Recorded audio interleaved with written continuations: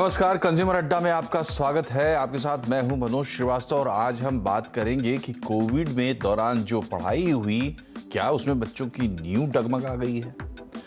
ये बात हम इसलिए कह रहे हैं क्योंकि फाउंडेशनल लर्निंग स्टडी 2022 सामने आई है। ये एक सर्वे है भारत सरकार का एनसीईआरटी की मदद से, और इस सर्वे में तीसरी क्लास के बच्चों से कुछ सवाल पूछे गए हैं और सवाल उनकी जो फाउंडेशनल लर्निंग होती है, यानी कि अगर बच्चे सीख रहे हैं तो बेसिक स्किल्स उनमें कितना आया है, ये पता लगाने की कोशिश की गई है। मकसद ये था कि 2026 तक बच्चों को पूरी तरह तैयार किया जाए, इसलिए इन बच्चों की सैंपलिंग की गई है।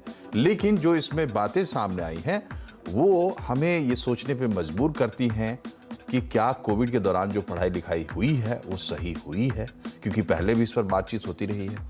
तो निकल कर क्या आया है सर्वे में, ये आपको दिखाते हैं और आपको बताते हैं कि 2022 मार्च का ये सर्वे है। तीसरी क्लास के बच्चों का सर्वे किया गया है। तो 2022 मार्च में जो बच्चे तीसरी में हैं वो कोविड आने के समय पहली या दूसरी क्लास में रहे होंगे।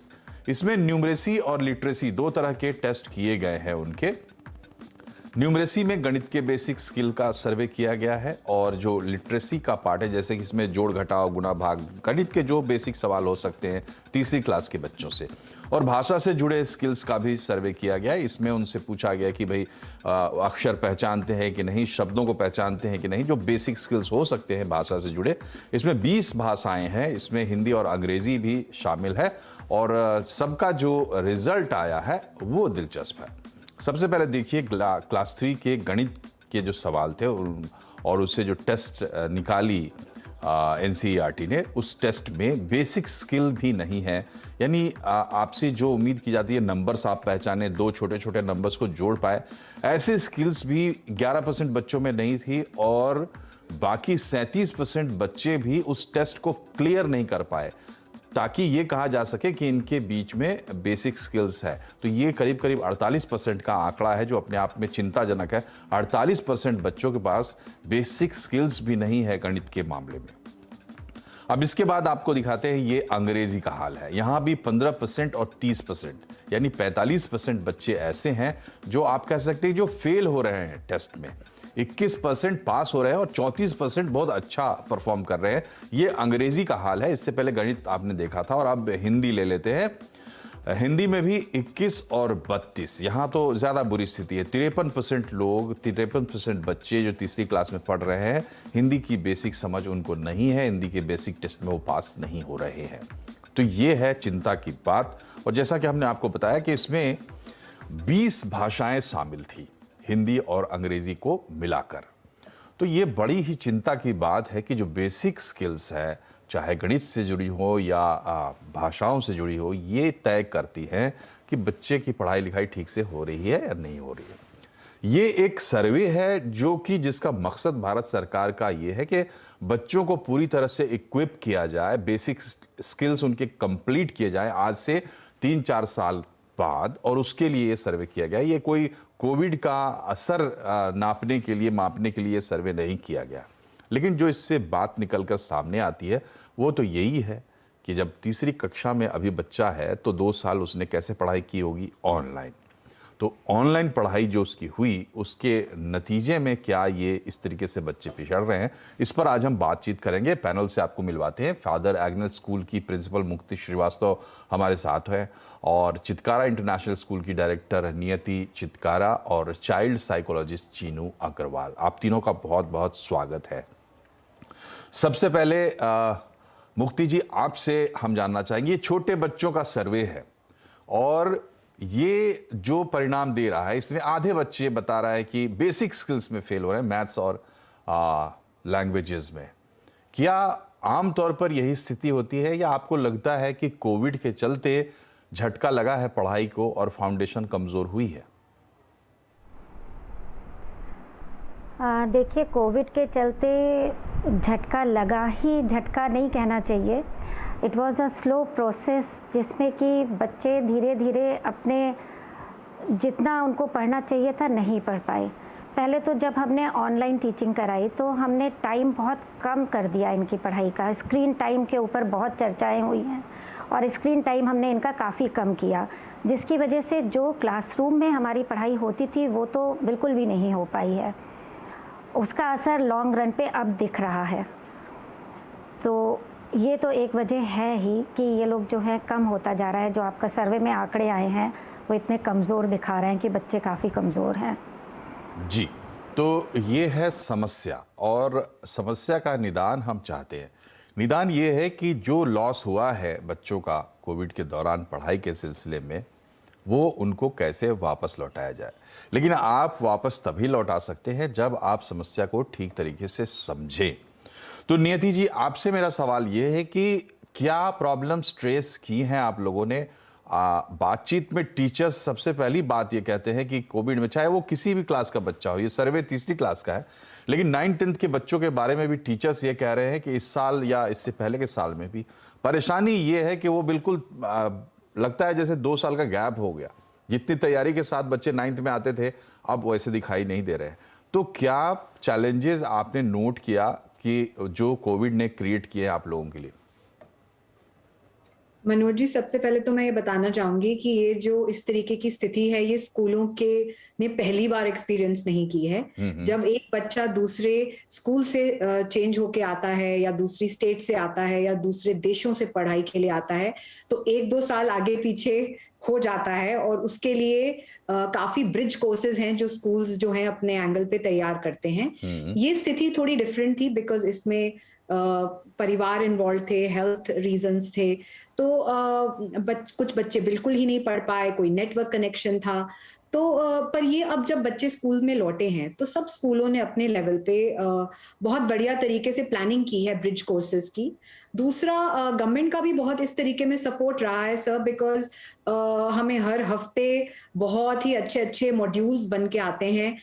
अगर आप देखेंगे तो हमारे सीबीएसई के काफी क्लस्टर्स बने हुए हैं, हमारे हब्स बने हुए हैं। उसके अलावा हमें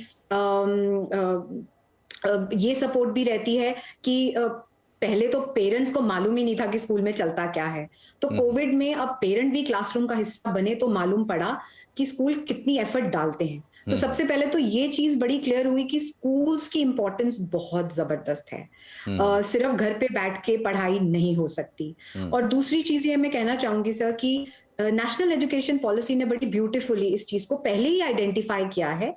उन्होंने स्कूल की पूरी शिक्षा को डिफरेंट हिस्सों में बांटा है, 5+3+3+4। तो जो पहले होता था कि किंडरगार्टन स्कूल अलग चलते थे और 1, 2, 3 अलग चलते थे, अब ऐसा नहीं है। तो इसीलिए जो ये जो करिकुलम मिक्स हो गया है, उससे एक बढ़िया कनेक्ट मिला है। आप एक ऐसे दिशा में इशारा कर रही हैं, और न्यू एजुकेशन पॉलिसी आई है और उसमें ओवरहॉल करने की कोशिश की गई है। लेकिन हम थोड़ा सा जो टेम्परेरी प्रॉब्लम आ रहे हैं, जो रियल प्रॉब्लम से, देखिए हमारे भी बच्चे हैं और टीचर्स से हमारी भी बातचीत होती है, तो ये प्रॉब्लम्स टीचर भी बताती है कि ये प्रॉब्लम तो है इस वक्त, जो 2 साल का जो गैप हुआ है वो चैलेंजेस दे रहा है। मुक्ति जी, ये बताइए कि अभी उसको फिक्स करने की कोशिश अगर हम करते हैं तो कैसे करें, और उसमें कौन कौन से लोग इन्वॉल्व होंगे? जी बिल्कुल।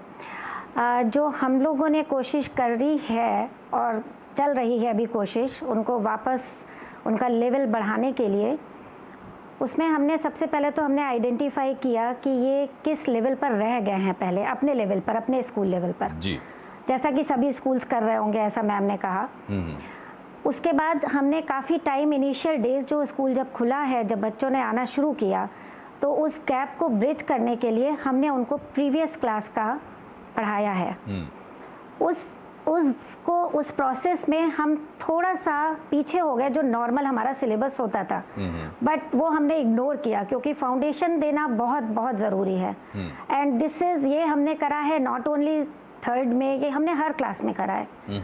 और उसके बाद we try to have a diagnostic test करा, जो एग्जैक्ट हमें लेवल पता चल जाए बच्चों का।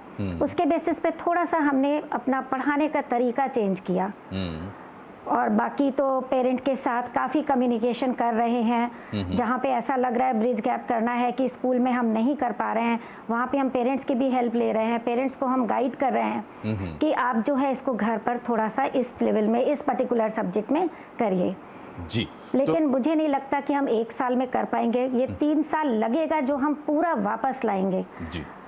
अगर आप क्लास 9th की बात करें तो जो बच्चा क्लास 6 में पढ़ा था 7th 8th उसने बिल्कुल भी नहीं पढ़ा। तो अभी उनके तो numeracy, literacy and language, linguistic सब कुछ में ही बहुत पीछे हैं, जिसके लिए टीचर्स काफ़ी स्ट्रगल कर रहे हैं। लेकिन जैसा मैंने बताया, हमने हर क्लास में यही ब्रिज करने के लिए पहले हमने आइडेंटिफाई किया कि एग्जिट प्लान जो हमारा होता है हर क्लास से, कि किस लेवल पर बच्चा है अभी।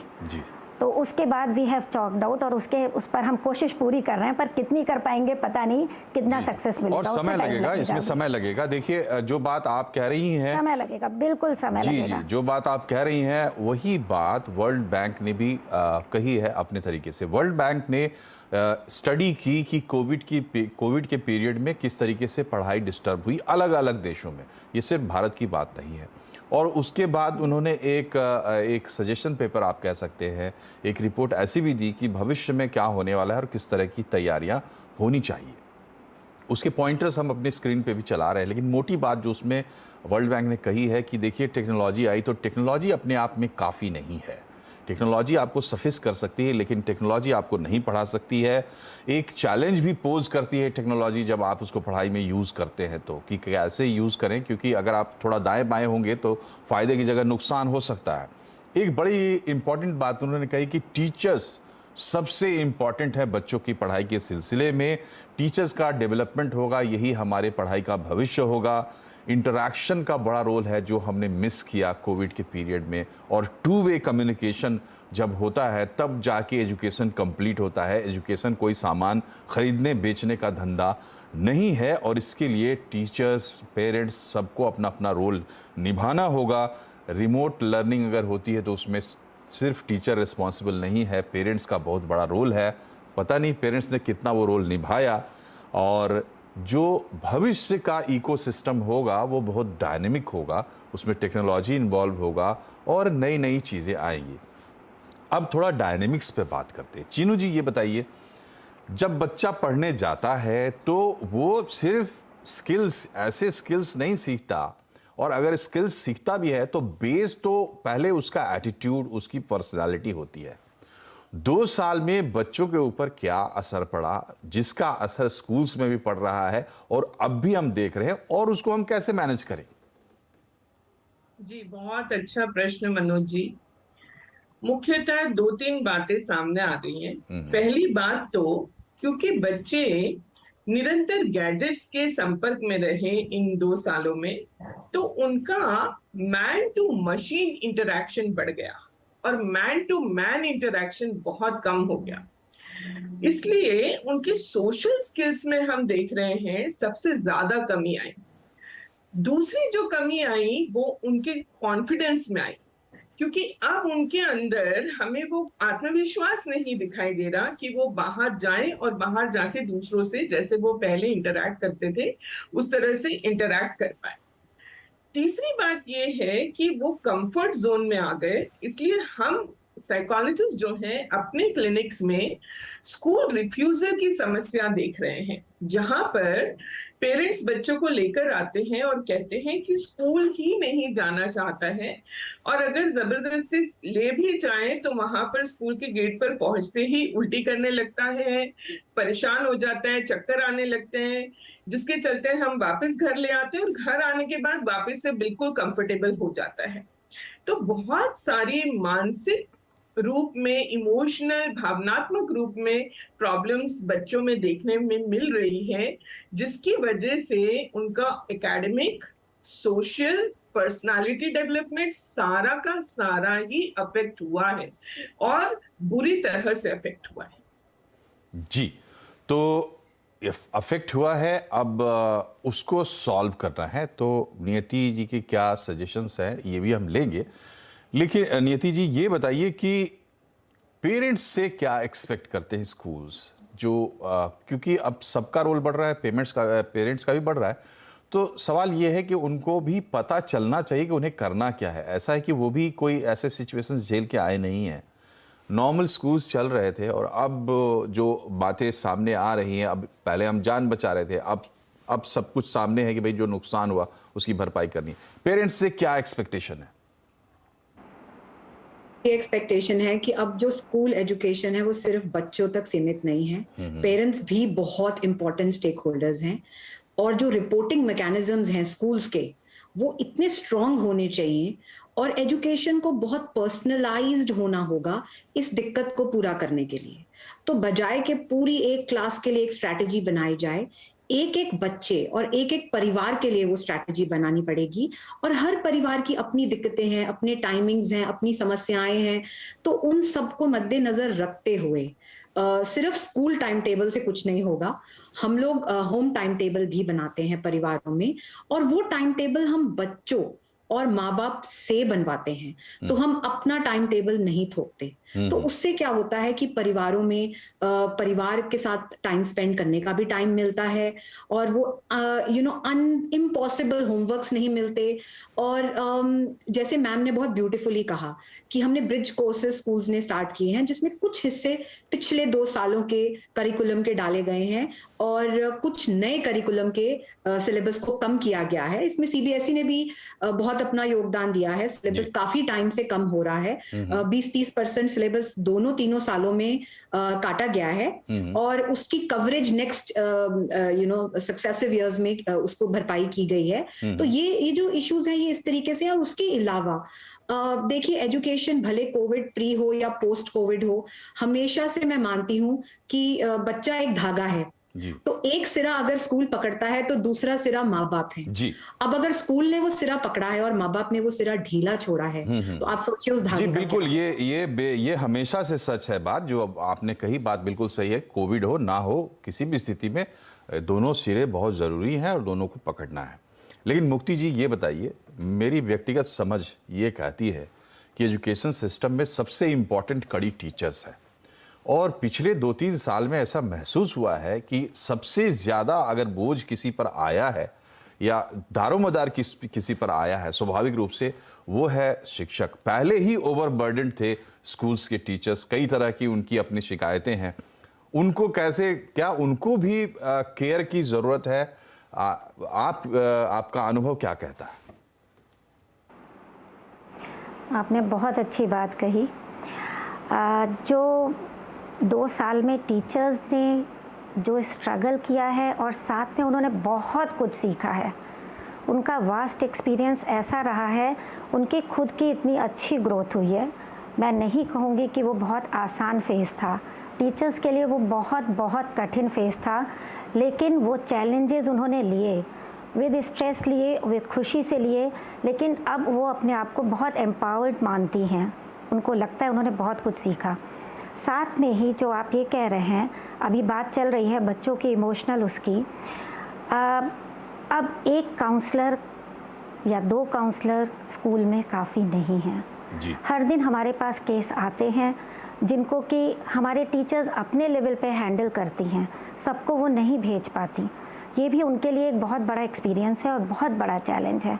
मैं उनको सच में धन्यवाद, तहे दिल से धन्यवाद है कि उन्होंने किस तरह से अपने आप को नए सिस्टम में ढाला, एक एक बच्चे की केयर करी, कोशिश पूरी करी। लेकिन आपको पता है कि ऑनलाइन क्लासेस में हम चाहे कितना भी चेज़ करें, बच्चा लॉगिन करके चला जाता था। उन केसेस में हम बहुत आसानी से बच्चों को नहीं मॉनिटर कर पाए, लेकिन फिर भी पेरेंट्स के थ्रू कोशिश पूरी की।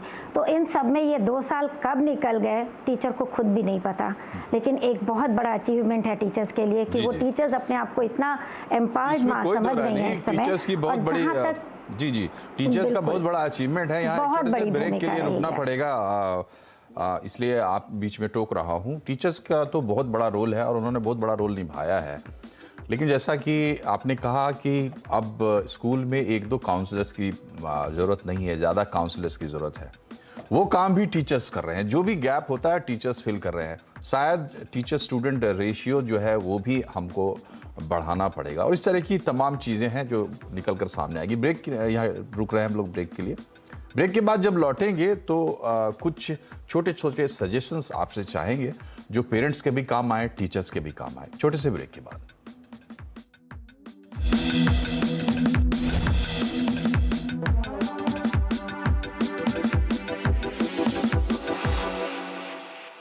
अपने घर में स्ट्रॉन्ग क्या? मेरे प्यारे देशवासियों, आजादी को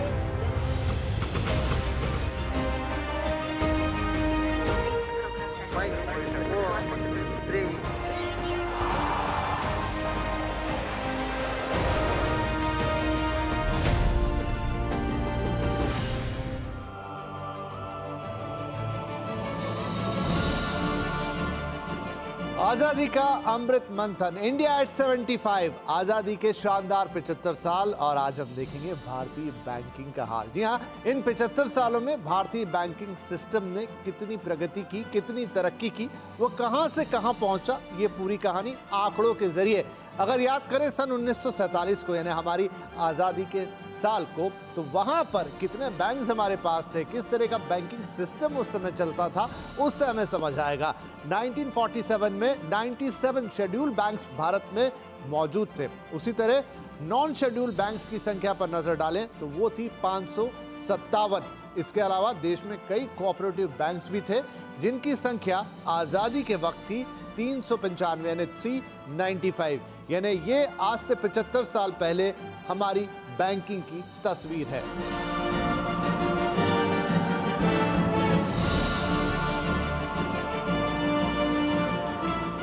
आइए अब देखते हैं कि आज यानी सन 2022 में हमारा बैंकिंग सिस्टम कहां पहुंचा है, कितनी तरक्की की है इसने और ये कितना विशाल हो गया है। आज सरकारी बैंकों की संख्या है 12 और प्राइवेट बैंक है हमारे पास 22। याद रखना होगा कि इस बीच बैंकों का राष्ट्रीयकरण भी हुआ, फिर एक बार प्राइवेटाइजेशन का दौर शुरू हुआ और ये नंबर हमारे सामने है। इसके अलावा स्मॉल फाइनेंस बैंक की बात करें तो वो है 11 और पेमेंट बैंक जो कि एक नया फिनोमेना है वो है 4। रीजनल रूरल बैंक्स की संख्या है 43 यानी 43 और विदेशी बैंकों की संख्या है 46। तो ये है अभी के बैंकिंग का हाल। लेकिन कोऑपरेटिव बैंक्स, उनकी संख्या में बड़ा इजाफा हुआ है, 98,537 ये संख्या पहुंच गई है देश में कोऑपरेटिव बैंक्स की। लेकिन ये पूरी बैंकिंग प्रणाली इतने बैंकों के साथ आज पूरे देश में सभी नागरिकों को बैंकिंग की सुविधा प्रदान करने की एक भरकस कोशिश कर रही है। मेरे प्यारे देशवासियों, आजादी को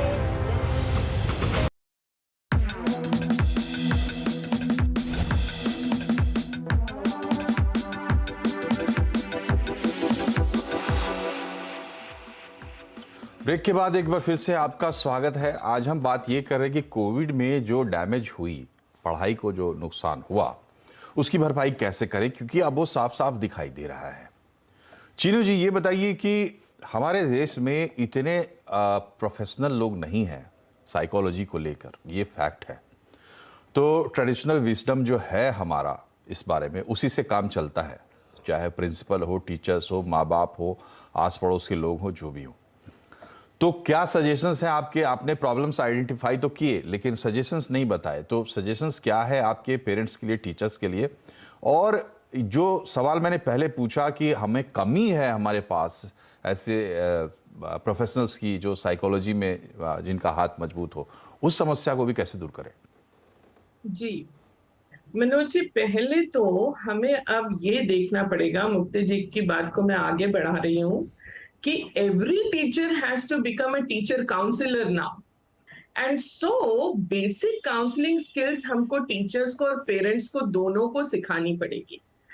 जो वार्मथ, एम्पैथी और अनकंडीशनल पॉजिटिव रिगार्ड के प्रिंसिपल्स हैं, वो इस स्थिति में सबसे ज्यादा यूटिलाइज होंगे, जहां पर हमारे सामने दो समस्याएं हैं। एक तो प्रैक्टिकल प्रॉब्लम है कि फाउंडेशनल स्किल्स कमजोर हो गए, जो एनसीईआरटी का डेटा हमें बता रहा है, और दूसरा उससे रिलेटेड इमोशनल प्रॉब्लम्स हैं। Teachers over stressed, overburdened, parents anxiety में, और बच्चे जो हैं वो इस स्ट्रगल से जूझ रहे हैं। तो तीनों लेवल पे हमें क्या करना पड़ेगा? सबसे पहले तो इसको ये समझें कि जैसे हम एक दूसरे कंट्री से जब ट्रैवल कर कर आते हैं तब हमें कैसे जेट लैग हो जाता है, वैसा ही ये जेट लैग का फेज है जिसमें से हम आराम से ही निकल सकते हैं। कोई हमें इसमें से धक्का देकर पुश नहीं कर सकता। तो इसमें अटमोस्ट पेशेंस की जरूरत पड़ेगी। दूसरा, we will have to meet the child where the child is. हर बच्चा जिस जगह पर है वहां पर जाकर हमें उसे मिलना होगा और वहां से उसे उठाना होगा। और ये जो इम्प्रूवमेंट है, ये इंक्रीमेंटल इम्प्रूवमेंट होगा। हम एकदम से ये नहीं एक्सपेक्ट कर सकते कि रातों रात वो फर्स्ट आ जाए या उसके 80% या 90% मार्क्स आ जाए, ऐसा नहीं होगा। We will have to give them time and space. और तीसरा जो प्रिंसिपल है जिसको हमें ध्यान में रखना पड़ेगा, दोनों को, टीचर्स को भी और पेरेंट्स को भी, वो ये है, वार्मथ एंड कंट्रोल बोथ। हमको उनके साथ वार्मथ से, स्नेह से तो काम लेना ही है, पर साथ में हमें उन बच्चों को अब अनुशासित भी करना है, थोड़ा सा फर्मली भी डील करना है। अगर आप एक्स्ट्रा ऑर्डिनरी परमिसिवनेस से काम लेंगे तो वो कंफर्ट जोन से बाहर नहीं आ पाएंगे, क्योंकि ये अब उनके लिए पेनफुल है। तो उनको इसके लिए तैयार करने के लिए मिनिमम रूल्स एंड रेगुलेशंस बनाने होंगे और उनको फॉर्मली ठीक है, आपके फॉलो भी करना होगा। जी, समय चूंकि समाप्त हो गया इसलिए आपको रोक रहा हूं, लेकिन आपने बड़ी अच्छी बात बता दी, जाते जाते बेसिक प्रिंसिपल ड्रॉ कर दिए सबके लिए। पहली बात यह है कि पेशेंस रखिए, धक्का देके आप नहीं पहुंचा सकते। दूसरी बात यह है कि केंद्र में बच्चा है, और जब बच्चों की बात आती है तो आप बच्चे को तो दोष नहीं दे सकते, चाहे आप स्कूल को दोष दे ले, पेरेंट्स को दे ले, टीचर्स को दे ले, लेकिन आप ये नहीं कह सकते कि बच्चे में गलती है। तो गलती नहीं निकाल सकते और बच्चा केंद्र में है, ये बात ध्यान में रखिए।